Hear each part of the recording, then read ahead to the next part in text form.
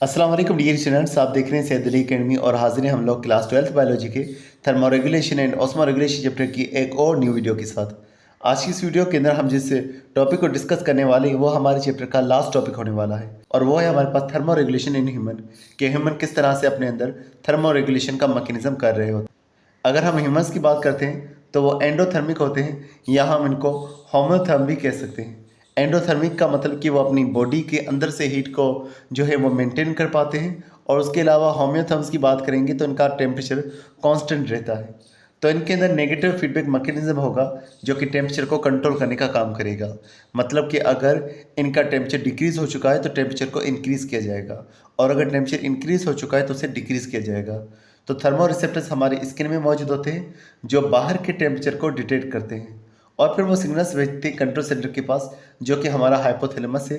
Hypothalamus के पास भी thermo receptors होते हैं जो कि टेम्परेचर को डिटेक्ट करेंगे और फिर हाइपोथैलेमस अपने सिग्नल्स भेजेगा मसल्स के पास या ग्लैंड्स के पास जो कि फिर करेक्ट करने का, टेम्परेचर को कूल करने का या गर्म करने का रेस्पॉन्स जो है जारी करेंगे। मज़ीद यहाँ पर लिखा हुआ है कि ये थर्मो रिसेप्टर्स होते हैं ये हायर सेंटर्स को भी स्टिमुलेट करते हैं। हायर सेंटर का मतलब है कि हाइपोथैलेमस के अलावा सेरिब्रल कॉर्टेक्स को भी ये स्टिमुलेट करते हैं। जब भी हमें गर्मी महसूस होगी या ठंड महसूस होगी फिर हम वॉलंटरली उस तरह से काम करेंगे। मिसाल के तौर पर अगर हमें गर्मी महसूस हो रही है तो सेरिब्रल कॉर्टेक्स के पास इस तरह से पैगाम आएगा वहाँ से कि हम नहा लें या हम पंखे वगैरह को ऑन कर लें या ठंडा पानी हम पी लें ताकि हमारी बॉडी जो है वो ठंडी हो सके। इसी तरह से अगर हमें गर्मी महसूस हो रही है तो वॉलंटरली ये एक्शन आएगा कि हीटर्स वगैरह को ऑन कर दिया जाए, गर्म कपड़े वगैरह पहन लेने चाहिए ताकि गर्मी को हमारी बॉडी में महफूज किया जाए। अब हम लोग जिक्र कर रहे हैं कि अगर हमारी बॉडी के अंदर ज़्यादा गर्मी आ चुकी हो, ओवर हीटिंग आ चुकी हो, हाइपरथर्मिया हो चुका हो तो हमारी बॉडी क्या करेगी।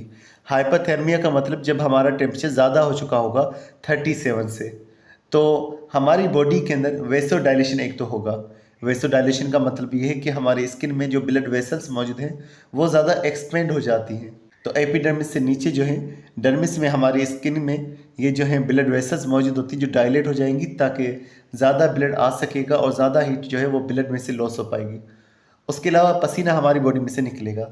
जितना ज़्यादा पसीना पानी हमारी स्किन पर मौजूद होगा उस पानी को हटाने के लिए हमारी बॉडी जो है एवापोरेट करने के लिए हीट को भी लॉस कर लेगी। इस तरह से हमारी बॉडी में से हीट जब लॉस हो जाएगी तो हमें ठंड का एहसास होगा।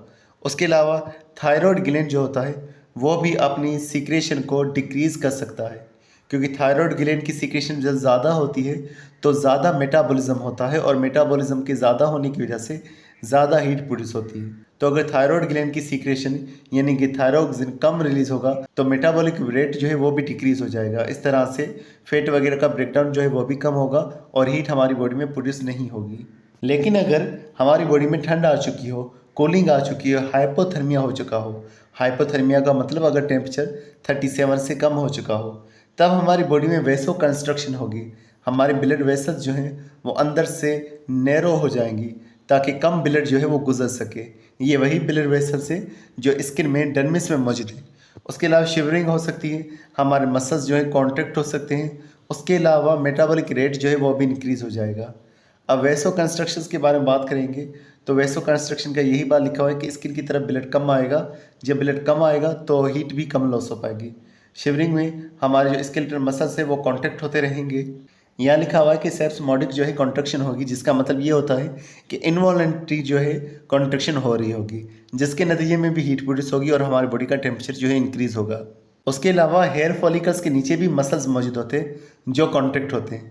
अब हेयर फॉलिकल्स के नीचे जो मसल्स हैं जब वो कॉन्ट्रैक्ट होंगे तो हमारे हेयर जो है वो खड़े हो जाते हैं जिसे गूज़बम्प्स जो है कहा जाता है। अब हेयर के खड़े होने से एक हवा की जो है लेयर जो है वो ट्रैप हो जाती है और इस तरह से भी वो इंसुलेटर का काम करती है, हीट लॉस को रोकने का काम करती है। अब ये वाली चीज़ जो होती है ये उनमें ज़्यादातर होती है जिनमें ज़्यादा हेयर मौजूद। हमारे अंदर एक और चीज़ हो सकती है वो होता है increase metabolic rate. Metabolic rate जो है इंक्रीज़ हो जाएगी जिस वजह से भी टेम्परेचर इंक्रीज़ हो सकता है। अब यहाँ पर मौजूद इस चार्ट को समझते हैं। सबसे पहले लिखा हुआ है कि अगर हमारा बॉडी टेम्परेचर 37 सेल्सियस मौजूद था, होम्योस्टेसिस में मौजूद था, अगर इम्बेलेंस हो गया, टेम्परेचर इंक्रीज़ हो गया तो चेंज जो है ये महसूस होगा हमारी बॉडी को। किस तरह से जो स्किन में रिसेप्टर्स मौजूद हैं या हाइपोथैलेमस में रिसेप्टर्स मौजूद हैं वो इस चेंज को डिटेक्ट करेंगे और हाइपोथैलेमस वाले हाइपोथैलेमस को ही कहेंगे कि किस तरह से टेम्परेचर को आपने सेट करना है। फिर हाइपोथैलेमस मुख्तलिफ चीज़ों को कह सकता है। मिसाल के तौर पर वो स्किन को कह सकता है, और स्किन में मौजूद अगर ग्लैंड्स हैं, स्वेट ग्लैंड जो हैं, वो पसीना प्रोड्यूस करेंगे जिसकी एवापोरेशन से जो है ठंड हो सकती है। इसी तरह से जो वहाँ पर मसल्स मौजूद हैं ब्लड वेसल्स की, वो भी डायलेट हो सकती हैं, जिस वजह से टेम्परेचर जो है वो डिक्रीज़ हो जाएगा। तो इस तरह से टेम्परेचर डिक्रीज़ होकर के वापसी नॉर्मल पे आ जाएगा, ये रेस्पॉन्स होगा। इसी तरह से अगर टेम्परेचर डिक्रीज़ हो जाता है, 37 से कम हो जाता है, जब टेम्परेचर डिक्रीज़ होगा ये स्टिमुलस होगा, ये एक्सचेंज होगा जो कि दोबारा स्किन या हाइपोथैलेमस के पास पहुंचेगा। दोबारा से ये कंट्रोल सेंटर के पास जो कि हाइपोथैलेमस में होगा, वहाँ पर इंफॉर्मेशन भेजी जाएगी। फिर हाइपोथैलेमस दोबारा से स्किन को कहेगा या मसल्स को कहेगा।